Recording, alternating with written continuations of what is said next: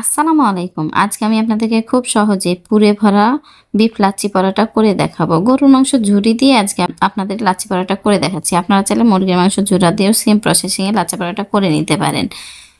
পুরে ভরা বিফ লাচ্ছা পরাটা ভালো লাগলে অবশ্যই চ্যানেলটা সাবস্ক্রাইব করে পাশের বেল আইকনটি প্রেস করে রাখবেন। আর ফেসবুক থেকে দেখলে পেজটি ফলো করে রাখবেন। আমি একটা মিক্সিং বোল নিয়ে নিয়েছি। দিয়ে দিচ্ছি 2 চামচ চিনি, 1/2 চামচ লবণ দিলাম। দিয়ে দিলাম বেকিং পাউডার 1/2 চা চামচ। 2 চামচ সয়াবিন তেল দিলাম। একটা ডিমকে ভেঙে দিচ্ছি। এখন ডিমগুলাকে লবণ, চিনি, বেকিং পাউডারের সাথে ভালোভাবে মাখিয়ে নিতে হবে যেন চিনিটা ভালোভাবে গলে যায়। আমি এখানে 1/2 কাপের মতো ফুটন্ত গরম পানি দিলাম। এখন ভালোভাবে মিশিয়ে নিব। দেখেন আমার চিনিটাও গলে গেছে আর ডিমটা খুব সুন্দরভাবে মেশানো হয়ে গেছে। দিচ্ছি 3 কাপ ময়দার আটা। আপনারা চাইলে এখানে আটাও দিয়ে করতে পারেন। আমি আপনাদেরকে ময়দার আটা দিয়ে করে দেখালাম। আটাটা তারপরে এখন হালকা হালকা ভাবে নেড়ে নিতে হবে। আমি এখানে একটা রুটির খামির বানিয়ে নেব, সফট একটা রুটির খামির। এভাবে আমি অল্প অল্প পানি দিয়ে রুটির খামিরটা বানিয়ে নিচ্ছি। আর অবশ্যই এটা ফুটন্ত গরম পানি দিয়ে বানাবেন, তাহলে কিন্তু দারুণ হয়। আমি এভাবে রুটির খামিরটা বানিয়ে নিচ্ছি। আমরা তো অনেকে অনেকভাবে পরাটা খাই, কিন্তু এভাবে যদি আমরা গরুর মাংস ঝুরা দিয়ে বিফ লাচ্ছি পরাটা খাই তাহলে খেতে কিন্তু দারুণ লাগে।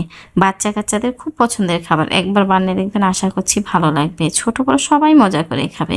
আমি রুটির খামিরটা এভাবে গোটা করার পরে 5 মিনিট ধরে মাখিয়ে নিলাম। তারপরে দিয়ে দিচ্ছি সয়াবিন তেল উপর দিয়ে, তারপরে ঢেকে দিচ্ছি আধা ঘন্টার জন্য। আধা ঘন্টা পর ঢাকনাটা উঠে দেখেন আমার আটাটা কতটা সফট হয়েছে। আমি আরেকটু মাখিয়ে নিচ্ছি। পরাটাটা খুব সুন্দরভাবে ফুলে উঠবে। এটা হচ্ছে গরুর মাংসের ঝোল। আমি গরুর মাংসের ঝোলের মধ্যে একটু কাঁচা পেঁয়াজ দিয়ে দিচ্ছি। কাঁচা পেঁয়াজ দিলে কিন্তু খেতে দারুণ লাগে। আপনারা চাইলে এখানে কাঁচা মরিচও অ্যাড করতে পারেন, তবে আমি মরিচ দেবো না, যেহেতু পিচ্চিরা খাবে আর পিচ্চিদের এটা একটা ফেভারিট খাবার, ওই জন্য আমি এখানে মরিচটাকে অ্যাভয়েড করলাম। পেঁয়াজটা তারপরে মেখে নিলাম। এখন আমি পরাটার জন্য লেচি কেটে নিচ্ছি। যে যেমন শেপ করবেন সে সেভাবে লেচিটা কেটে নেবেন। আমি লেচি কেটে নিলাম 5টা।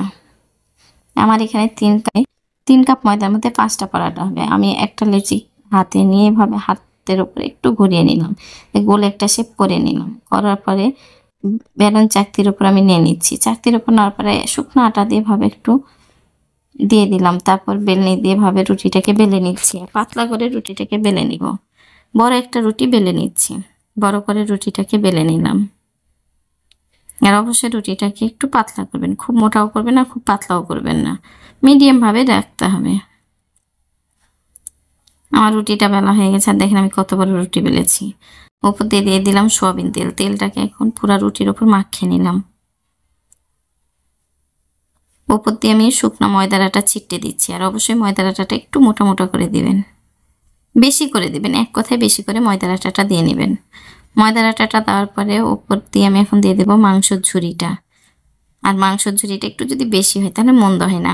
আপনারা কি খেয়াল করছেন, আমি শুধু মিডিলে দিচ্ছি, সাইডে দিচ্ছি না।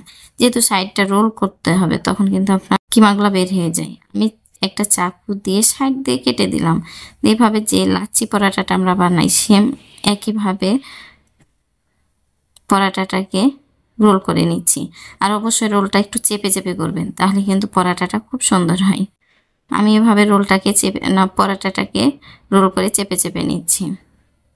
আমরা তো অনেকেই লাচ্ছি পরাটা খেয়েছি। এভাবে যদি বিফ ভরা লাচ্ছি পরাটা খাই, যে একবার খাবে সে কিন্তু বারবার খেতে চাইবে। আর করার কিন্তু ঝামেলা নাই। বাসায় গরুর মাংস ঝুরা থাকে বা মুরগির মাংস ঝুরা থাকে, এভাবে লাচ্ছা পরাটা বানিয়ে নেবেন, আশা করছি সবাই পছন্দ করবে। আমি এভাবে ঘোরার পরে উপর দিয়ে প্রেস করে নিচ্ছি। আর দেখেন কি সুন্দর আমার একটা শেপ চলে এসেছে। আপনারা সব লাচ্ছি পরাটাগুলো এভাবে বানিয়ে রেখে আমি একটা বানিয়ে দেখাচ্ছি আপনাদের। যেহেতু ভিডিওটা অনেক লং হয়ে যাচ্ছে এই জন্যই আমি আপনাদেরকে একটা বানিয়ে দেখালাম। আমি উপর দিয়ে শুকনো আটা দিয়ে ভাবে হাত দিয়ে চেপে চেপে নিচ্ছি। আপনারা চাইলে বেলনি দিয়ে না বেলে ওইভাবে হাত দিয়ে চেপে নিতে পারেন। সময় সাপেক্ষের কারণে আমি এখন বেলনি দিয়ে বেলে নিব। বেলনি দিয়ে বেললে কি হয়, দ্রুত হয়ে যায়। বিফ ভরা লাচ্ছি পরাটা হয়ে গেছে। আমি এখন এইভাবে পরাটাটাকে বেলে নিচ্ছি। আর দেখেন সাইড দিয়ে ফেটে ফেটে যাচ্ছে। ফেটে গেলে সমস্যা নাই, হয়তো আপনার কাছে দেখতে খারাপ লাগছে কিন্তু খেতে কিন্তু দারুণ হয়। যেহেতু পুরে ভরা, এভাবে যদি আপনি বেলনি দিয়ে বেলেন বা হাত দিয়ে বেলেন এরকম কিন্তু ফেটে যাবে, কিন্তু ভাজার সময় আর কিছু বোঝা যাবে না। আমি পরাটাটাকে এভাবে বেলে নিলাম।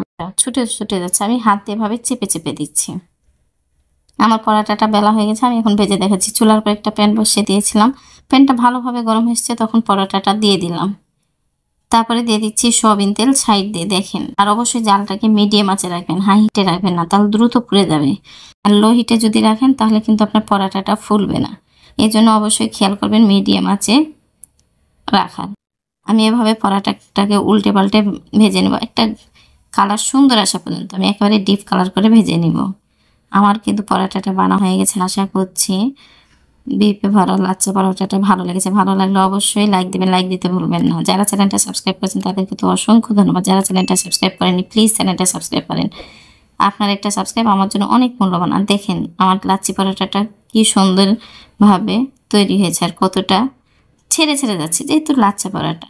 কমেন্ট করে জানাবেন লাচ্ছা পরোটাটা কেমন হয়েছে। আল্লাহ হাফেজ।